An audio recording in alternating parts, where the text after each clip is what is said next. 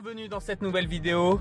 Alors je vais vous montrer comment s'entraîner, à quelle intensité et ce que vous devez manger pour être champion et pour atteindre vos objectifs en arts martiaux, mais ça peut être valable aussi dans pas mal d'autres sports. Donc je vous laisse voir ça. Je vous reprends en fin de vidéo pour vous faire un petit tuto sur les jours de repos et sur comment optimiser votre récupération. Et par contre, si ce n'est pas déjà fait, je vous invite à cliquer sur le bouton s'abonner et sur la cloche de notification pour rater aucune de mes prochaines vidéos. Et s'il vous plaît, likez les vidéos, ça permet d'être mieux référencé et donc d'avancer dans le YouTube game. Merci et je vous reprends après. 50 bornes de vélo terminées, transition ok, maintenant 5 km de course à pied. Allez!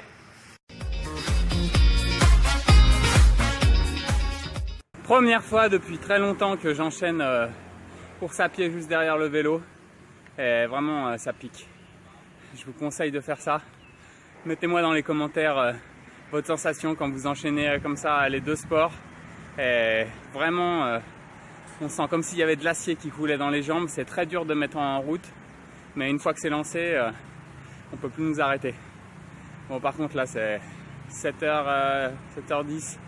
Ça fait déjà 2h30 que je suis en activité. Là, j'ai vraiment besoin d'un petit déj. J'étais à jeun pour tout ça. Et petit déj et je vous emmène avec moi pour la suite. Super petit déj avec des blancs d'œufs, thé au gingembre, thé vert, jus de citron avec du curcuma, mon multivitamine. Et là, une méga salade avec de la courge, de la betterave, de la ricama, de la pomme, mangue, des dattes, graines de chia, graines de lin, du dragon fruit, quelques amandes. Tip top.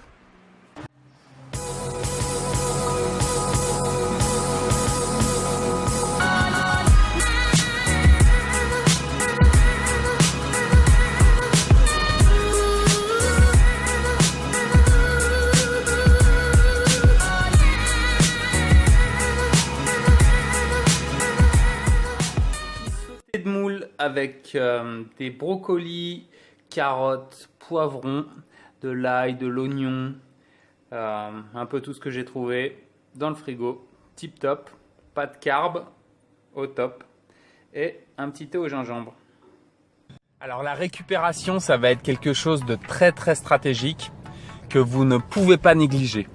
Même si vous vous sentez pousser des ailes à l'entraînement, que vous voyez progresser, augmenter les charges, commencer à battre des gens que vous ne battiez pas auparavant, la récupération, vous ne pouvez pas passer à côté. Donc moi je vous recommande de mettre en place un petit protocole et que ce protocole vous ne pouvez pas y manquer. Alors moi je vais vous parler du mien et puis après vous allez pouvoir me dire dans les commentaires quel est le vôtre. Alors moi pour mes jours de récupération, en principe je vais faire un fasting, donc c'est un jeûne intermittent. Donc je ne mangerai pas, je mange donc mon dernier repas du soir, on va dire vers 7-8 heures, et je ne mangerai pas le lendemain avant le début d'après-midi, voire le milieu d'après-midi. Ça permet vraiment de remettre mon métabolisme et mon organisme dans les meilleures dispositions pour attaquer une nouvelle semaine d'entraînement. Parce que en fait, quand je suis en train de m'entraîner, je mange parfois 5 fois ou 6 fois par jour et le système en fait il est en surexploitation quoi. Alors donc de faire un jeûne comme ça de 16 heures à peu près, bah, ça remet vraiment les choses dans le bon sens. Ensuite, le matin, quand je me réveille, j'aime bien aller me faire une petite balade avec mes chiens à la plage ou en forêt, quelque chose de soft. Il y aura pas on va pas crapahuter, on va pas faire de la via ferrata, mais c'est juste une petite balade, s'aérer, s'oxygéner et pas de musique électronique dans les oreilles comme pour faire un effort intense comme le semi-marathon et tout ça.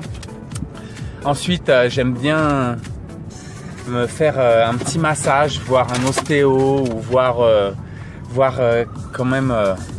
dis bonjour à la caméra. Voir un ostéo ou voir une masseuse ou voir quelqu'un qui va me remettre toutes les vertèbres en place, qui va bien me décontracturer. Et ça, c'est vraiment quelque chose qui fait partie de mon protocole. Ensuite, là, je vais commencer à manger dans l'après-midi. Et je vais pas non plus enchaîner les repas. Je vais y aller super soft. Et ensuite, ça peut être une petite activité culturelle, quelque chose de sympathique, quelque chose qui vous aère l'esprit, qui n'a rien à voir avec l'entraînement. Et il faut absolument que vous vous reposiez. Mais n'oubliez pas que c'est pas qu'un repos physique, c'est aussi un repos mental, parce que vous êtes vraiment épuisé de cette semaine, parce que vous avez inclus chaque entraînement dans une optique de progression, avec des cycles de force, des cycles de puissance, et toutes ces choses, vraiment ça fatigue le système nerveux, musculairement, et tout ça, il faut vraiment l'optimiser, quoi. Donc faites quelque chose pour vous aérer l'esprit. Et si vous voyez quelqu'un, essayez si vous avez des événements sociaux, essayez que ça soit pas quelque chose de trop stressant, ou n'allez pas voir des gens dépressifs ou des gens qui vont vous bouffer en fait l'énergie que ce jour-là vous n'avez pas. Ce jour-là, vous devez vous reconstruire vos stocks. Et donc mettez-moi dans les commentaires le protocole que vous utilisez, et vraiment ne négligez pas cette partie, parce que ça permet vraiment de pouvoir attaquer, et ça fait partie du protocole pour être champion. Donc je vous remercie d'avoir regardé cette vidéo jusqu'au bout, et à demain. Ciao.